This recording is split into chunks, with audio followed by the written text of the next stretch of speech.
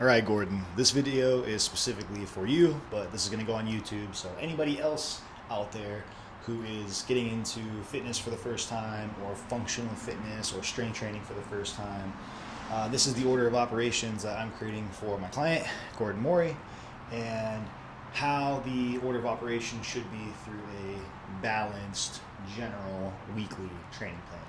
So Gordon, you pretty much, for the most part, got foam rolling down. Just typically either start with the calves, work your way up, or start with the back, work your way down. You seem to already get it, but for the most part, just make sure we are extending and flexing the joints.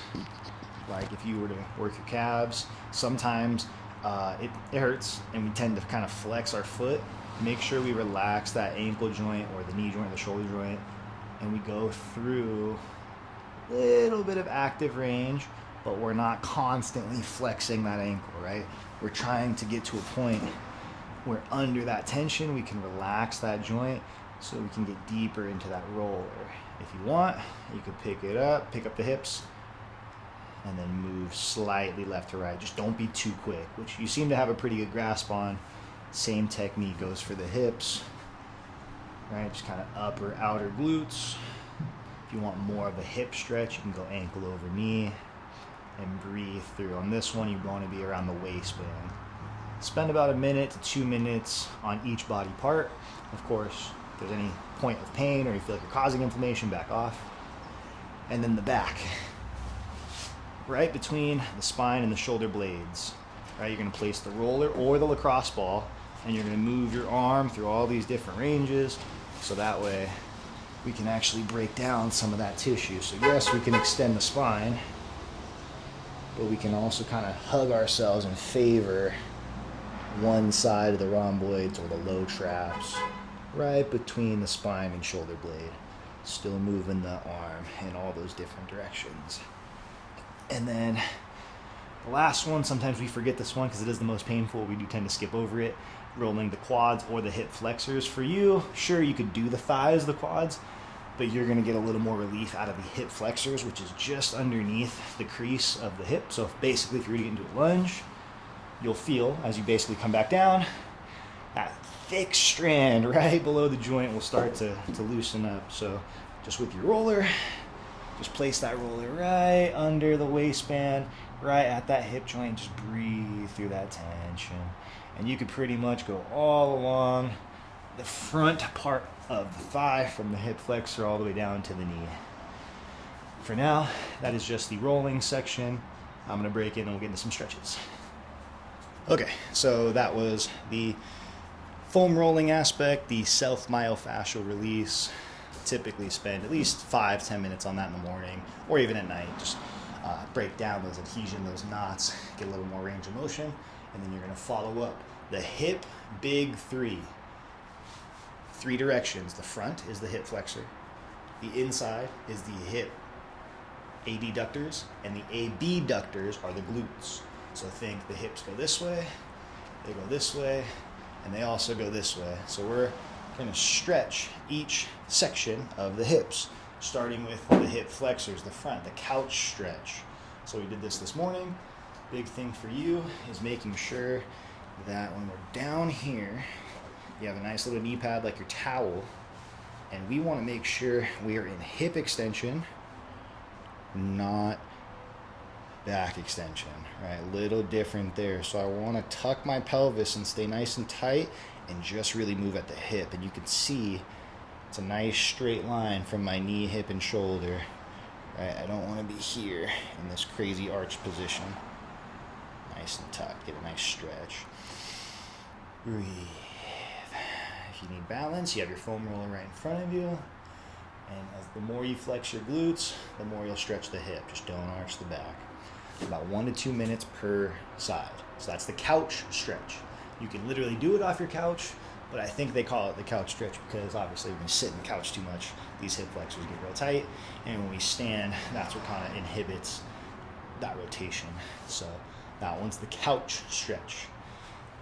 We're going to be about arm's distance. You could do this from the ground or from your couch. Imagine this is the couch.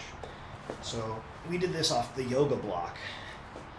you're just gonna kick your leg out. Now look how my head and my hands are between my legs. See how my knee is over here, my foot's over there.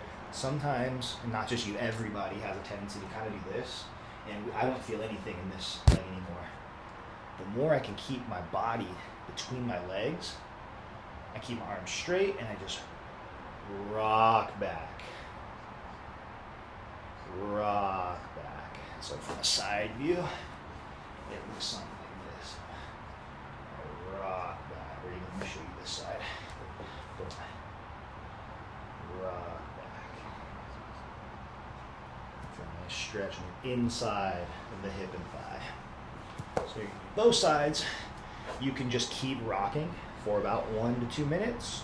Or if you want to do about 12 to 15 reps at your own slow pace, just make sure we're targeting the hip adductors, the adductors. And then the third one is the pigeon, more for the glutes. Typically, we would imagine this is your gray yoga block, right? So it's going to give you a little bit of height. You're going to be here, one knee on the block, one leg kicked out, and I'll adjust the camera, don't worry. But this leg is just going to barely go outside that ankle, if you can see. So from here, I'm on the block, I kick the leg straight back, the leg that's up just barely comes across that ankle. I'm not really turning too much. As I drop my chest, almost like a hinge, I feel a nice stretch in the glutes of the knee that's on the block. If you don't feel it, just reset. So just to reiterate, all fours, kick the leg back, and then the leg that's up just barely goes outside the knee. Nice little stretch. If you want a little more, just drop that chest into a hinge. And that's how we target the glutes. So that's the hip big three. Hip flexors are the front, adductors are the inside, abductors, abductors are the glutes. We're gonna move on.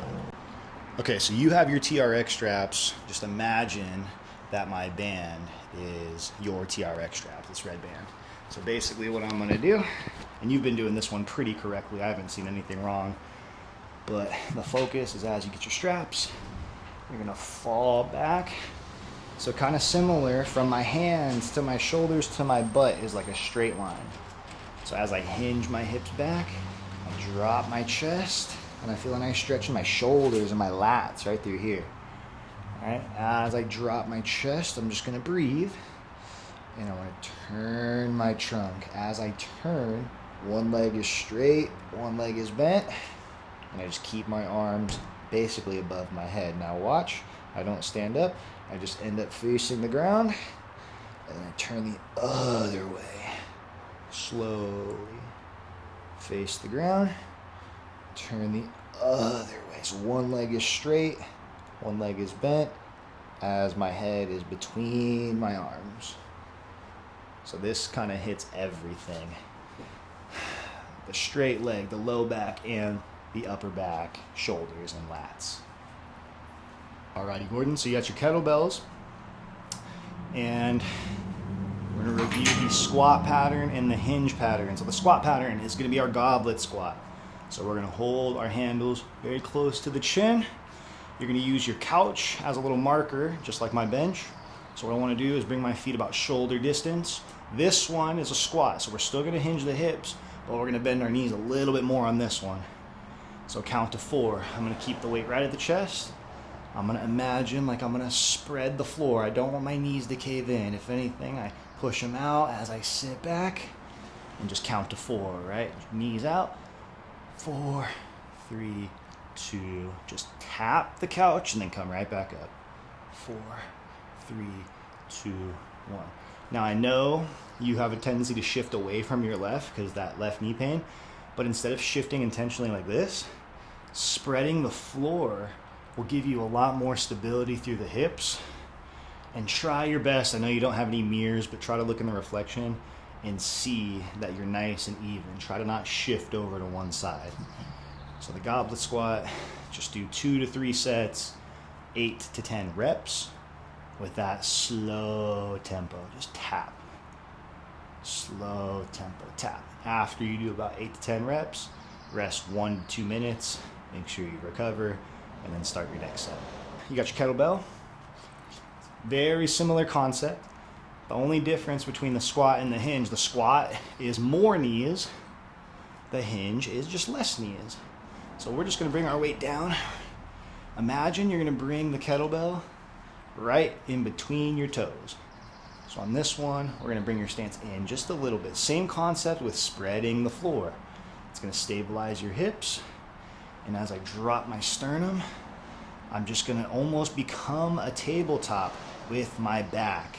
I'm gonna feel a nice stretch in my hamstrings. If you don't touch the ground, that's okay, but just kind of aim for right between the toes and then push through your whole foot.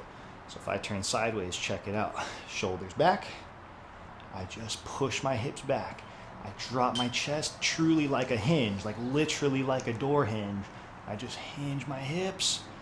From here, I feel a nice stretch in my hamstrings. Look how it's like a 90-degree angle from my hamstrings to my back. And then I push and squeeze. Slowly hinge. Little less knee bend, right, good. Feel the hamstrings. And then drop. Look how flat my back is. Good. Like tabletop, and I feel a nice stretch here. Now watch, if I want to squat, just bring it up here.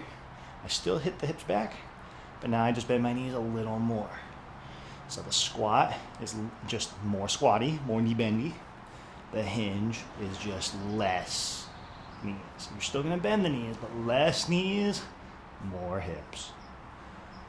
The biggest thing for you, sir, is making sure on our squat, we just don't feel any knee pain. You're gonna feel the hips working and the core working.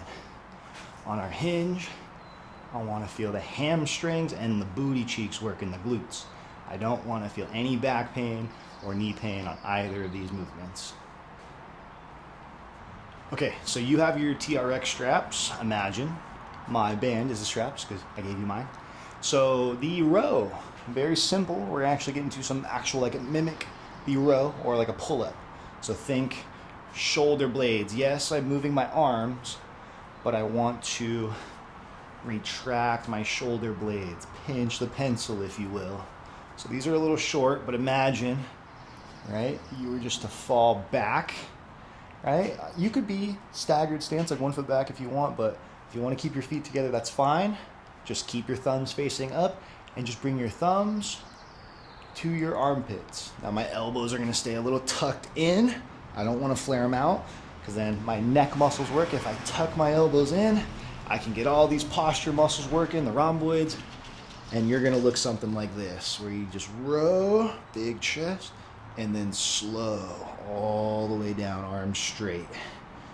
Big pinch, arms straight. About 8 to 10 reps of a TRX row, keeping the elbows nice and tucked into the sides. Okay, Gordon, and then one of the last movements I'm gonna want you to do, and it's okay if you don't do all of these in one day. If you can, great, but at least these are the movements that I'm gonna deem a little more necessary for you, just given, what we do during life, working in the yard, working in the office. So you got your band, you could use the yellow one, you could use the orange one, double it up if you'd like, but pretty simple. Just keep your arms in front of you and pull apart. Ideally, try to get it about chest to neck height without choking yourself, and keep your elbows locked. So on your way back, it's kind of like that same concept, getting the shoulder blades to rotate. Yes, I'm moving my arm, but the more I can move these scapula bones right here, the better, right? Roll forward, pinch back. Like, see how tight my t-shirt's getting, right? Sometimes if we just go here, you can kind of see there's no movement in those blades, and these neck muscles take over. So really pinch the pencil. Pinch the pencil there. Take this off. Pinch, yeah, if you guys can kind of see how tight the muscles get back there. So from here, palms up, pinch the pencil, and then slowly close. Pinch the pencil, slowly close it. And this is the band pull apart. Literally pull the band apart. So all these are mostly for the posterior chain, right? Your back, your rhomboids, your low traps, your glutes, your hamstrings. A lot of times the muscles back here dictate the mobility and the strength of all the muscles right here. So of course, as always, questions, comments, concerns, text me. I have a plethora of stuff on the YouTube, and don't get too caught up if you don't remember this.